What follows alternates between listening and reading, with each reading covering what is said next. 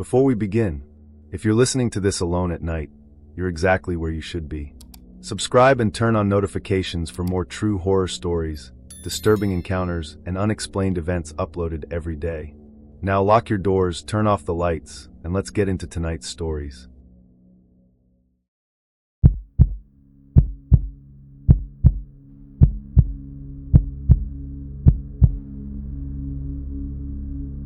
Every truck driver has a stretch of highway they don't like. Not because it's dangerous, not because the road is in bad shape, because something about it never feels right. Ask enough drivers at truck stops and you'll hear the same stories. A woman standing on the shoulder who disappears when you pull over. A CB radio calling your truck number before anyone knows you're there. A rest area that isn't listed on any map. Mine was mile 417. The strange part wasn't what I saw there. It was that my electronic logbook insisted. I'd never driven through it. My name is Cole. I hauled refrigerated freight across the Midwest. Most of my runs started in Kansas City and ended somewhere along the East Coast. Night driving never bothered me. Less traffic, cooler temperatures, fewer delays. After enough miles, the interstate became almost hypnotic. White lines, engine noise, the glow of the dashboard. Everything settled into a rhythm. Until one overnight run changed it forever. I had picked up a trailer full of frozen food headed toward Indianapolis. The load was time-sensitive. Nothing unusual. My route followed Interstate 70 almost the entire way. The weather was clear. Traffic was light. Perfect driving conditions. Around 2 a.m, my CB radio crackled. Not unusual. Drivers talk all night. Warnings about accidents. Speed traps. Road construction. But this transmission was different. A calm voice said, "Reefer Unit 43. Don't stop at mile 417. My truck number was 43. I hadn't spoken on the radio all night. I grabbed the microphone. "Who's this?" Only static. A few miles later, the highway signs confirmed I was approaching mile 417. There wasn't anything remarkable about it, just another long stretch of interstate surrounded by farmland. Then I noticed hazard lights ahead. A pickup truck sat on the shoulder. Its hood was open. A man waved both arms as I approached. Company policy discouraged stopping on isolated highways unless someone appeared to be in immediate danger. I slowed anyway. The man pointed toward the engine compartment, then toward me, as if asking for jumper cables. Just as I reached for the air brake, the CB radio exploded with static. The same voice shouted, "Keep driving." I looked back at the pickup. The man was gone. The driver's door hung open. No one stood beside the road. I accelerated immediately. About 20 minutes later, I stopped at a truck stop for fuel.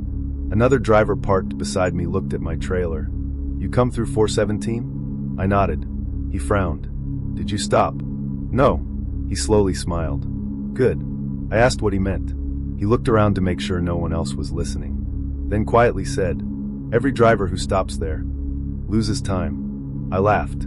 "What does that even mean?" He shrugged. "Depends who you ask." I finished fueling and continued east. Everything seemed normal, until my electronic logging device beeped. Driving time remaining, 10 hours 58 minutes. That couldn't be right. I'd already been driving for almost 5 hours. The logbook had reset itself, as though the previous stretch of highway had never happened. I checked the GPS history. There was a straight line from mile 416 to mile 418. No movement recorded between them. According to the satellite tracking, my truck had somehow skipped an entire mile. I blamed faulty GPS coverage. Until sunrise, at a shipping terminal, the receiving clerk looked at my paperwork. "You made excellent time." I nodded, then noticed the arrival stamp. According to the paperwork, I'd arrived almost 3 hours earlier than physically possible. My delivery window hadn't even opened yet. Still, the gate records showed my truck entering the property long before I actually remembered arriving. That night, I called another driver I'd known for years. When I mentioned mile 417, he went completely silent. Finally he asked, "Did anybody wave you down?" "Yeah." "Old pickup?" "Yes." "You stopped?" "No." He let out a long breath. "Good. What happens if you do?" "I don't know. The ones who stopped never explained it the same way twice." A month later, I received the exact same route, same interstate, same general schedule. This time I promised myself I wouldn't even glance toward the shoulder.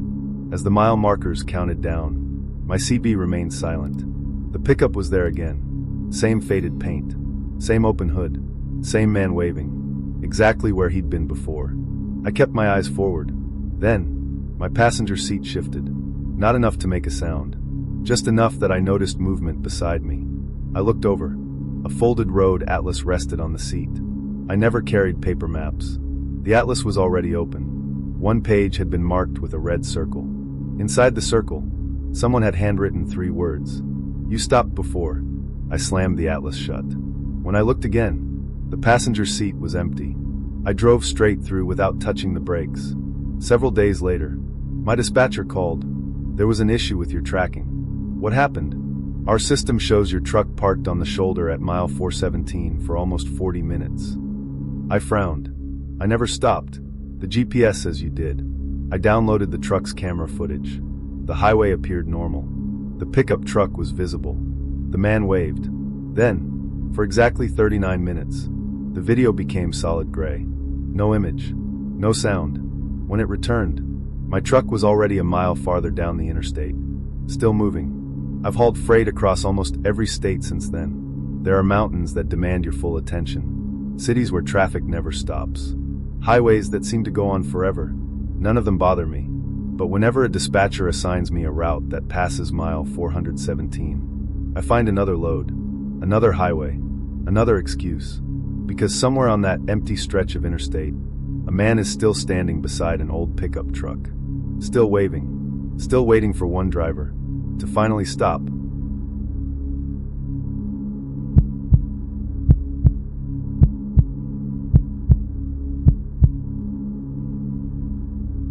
Every truck driver has mixed feelings about way stations.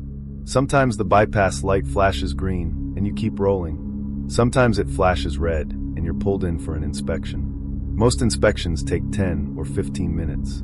Logbook, registration, lights, brakes. Then you're back on the highway. Simple. Routine. Unless the way station you're entering has been closed for years. I learned that on a dead stretch of interstate where my dashboard told me to pull in, even though every map insisted the station no longer existed. My name is Travis. I hauled dry van freight across the western United States. Most of my runs took me through long sections of interstate where you could drive an hour without seeing another vehicle. Night shifts never bothered me. The roads were quieter. The truck ran cooler. And dispatch usually left me alone. One autumn night, I was hauling a full trailer of home appliances through Nevada. The weather was perfect. No wind. No rain. Just miles of empty highway. Around 1:30 in the morning, my electronic logging device chimed. A message appeared. Way station open. Prepare to stop. I frowned. I knew that route well. The old way station ahead had been abandoned for years.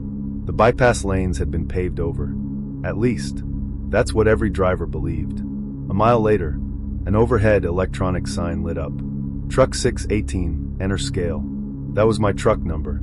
I slowed instinctively, then grabbed the CB microphone. Anybody else seeing this scale open? Only static. No replies.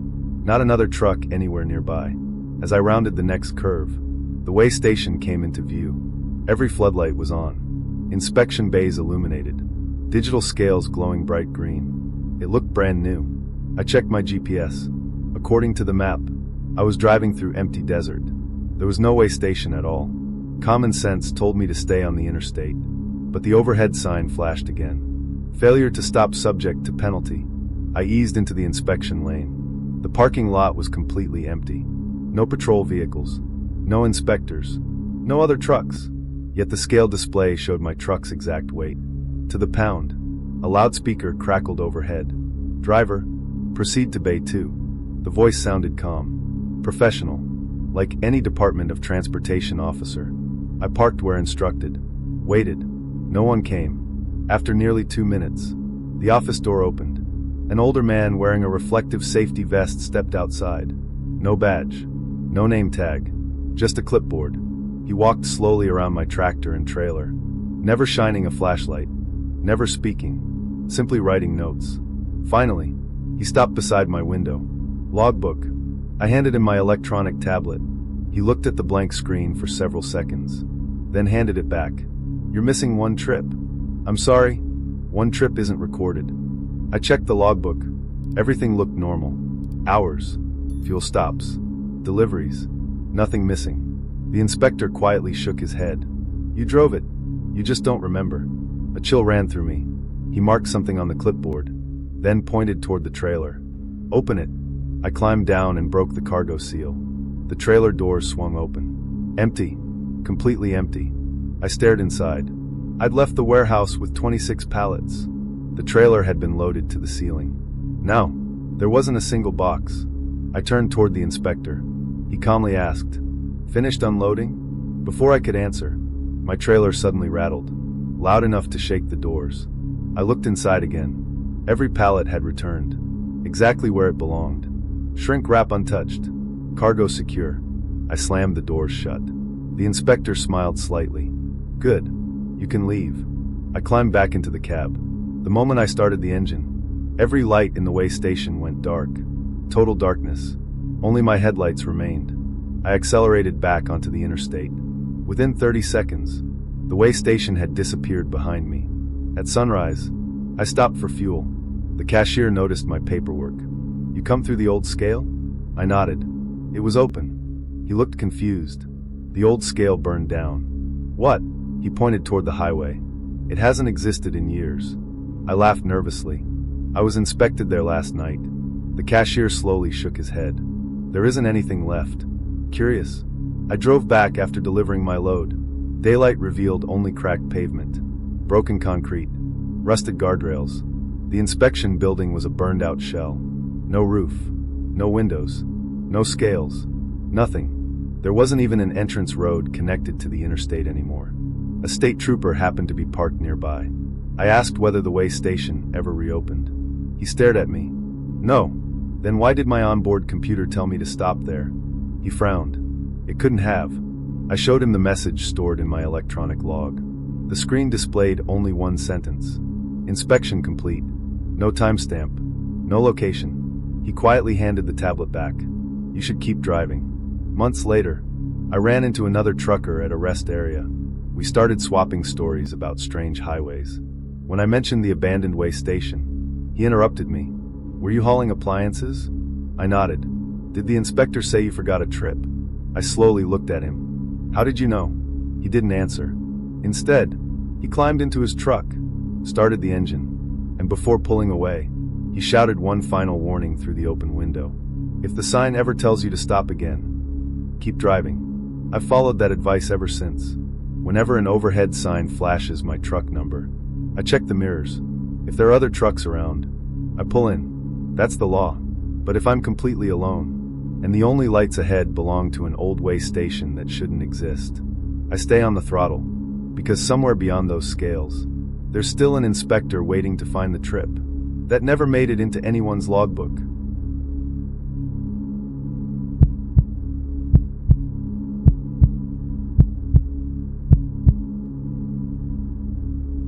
Most truck drivers prefer hauling a loaded trailer. A full trailer rides smoother, handles better, feels predictable. Deadhead runs are different. When you're pulling an empty trailer, every gust of wind pushes you around. Every bump feels sharper. Every noise echoes through the trailer. You expect to hear chains rattling, doors flexing, the suspension bouncing. You don't expect to hear footsteps, especially when you're 1,000 miles from the last shipping yard, and your trailer is completely empty. My name is Logan. I spent nearly 15 years hauling freight across the southern United States. I've pulled refrigerated trailers, flatbeds, tankers, dry vans. I've driven through snowstorms, desert heat, mountain passes, and hurricanes. Nothing ever bothered me as much as deadhead runs. Not because they're dangerous, because an empty trailer always sounds like someone is walking around inside it. Most experienced drivers know it's just the trailer flexing. That's what I believed, until one delivery changed my mind. I dropped my final load outside Albuquerque just after midnight. Dispatch couldn't find another shipment until morning. Instead of waiting at the warehouse, they instructed me to deadhead nearly 200 miles to another distribution center. Easy money, empty trailer, open highway. I completed my post-trip inspection. Checked the trailer twice. Nothing inside except the spare tire rack and load bars. I sealed the doors anyway out of habit. then pulled onto the interstate. About 40 minutes into the drive, I heard it. 3 slow footsteps. From the rear of the trailer. Thunk. Thunk. Thunk. I smiled to myself. The trailer floor flexing. Nothing unusual. Another 10 minutes passed. The footsteps returned. Only this time, they were closer. Thunk. Thunk. Thunk. The sound now came from the middle of the trailer. I checked my mirrors. Trailer doors locked. Seal intact. Everything looked normal. At the next truck stop, I decided to inspect it anyway. The seal hadn't been disturbed. I cut it. Opened both doors. Empty. Exactly as before. I swept my flashlight across the floor. No footprints. No loose cargo. Nothing that could produce footsteps. I resealed the trailer and continued. An hour later, my CB radio crackled. A driver behind me spoke. Eastbound white Freightliner. You know you've got someone walking around back there? I grabbed the microphone immediately. What do you mean? I've been behind you 10 miles. I keep seeing a flashlight moving inside your trailer. My stomach tightened. There isn't anybody in there. The other driver went silent, then calmly replied, You might want to check again. By the time I reached the next rest area, he'd already exited the interstate.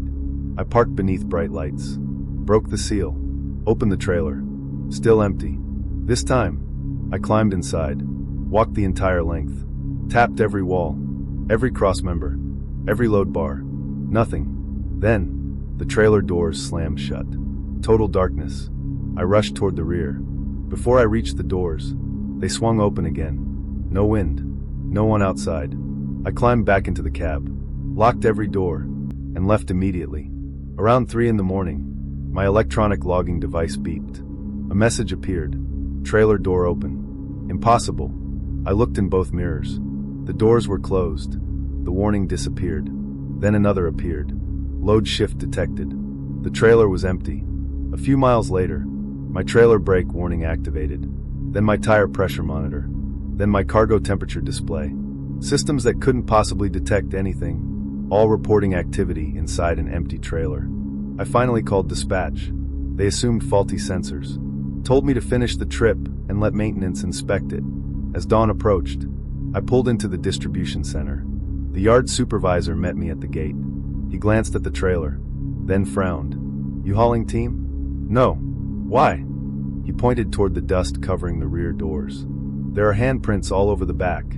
I climbed down. There were dozens. Large. Small. Some looked like children's hands. Others much larger. All pressed against the inside surface of the trailer doors, as though people had been trying to push them open from within. I unlocked the trailer one final time. Empty. Maintenance inspected everything that afternoon. Every sensor passed. Every latch worked perfectly. No explanation for the warnings. I figured that would be the end of it. A week later, another driver was assigned the same trailer. Halfway through his route, he radioed dispatch in a panic. He insisted someone was pounding on the inside walls. Dispatch instructed him to stop immediately.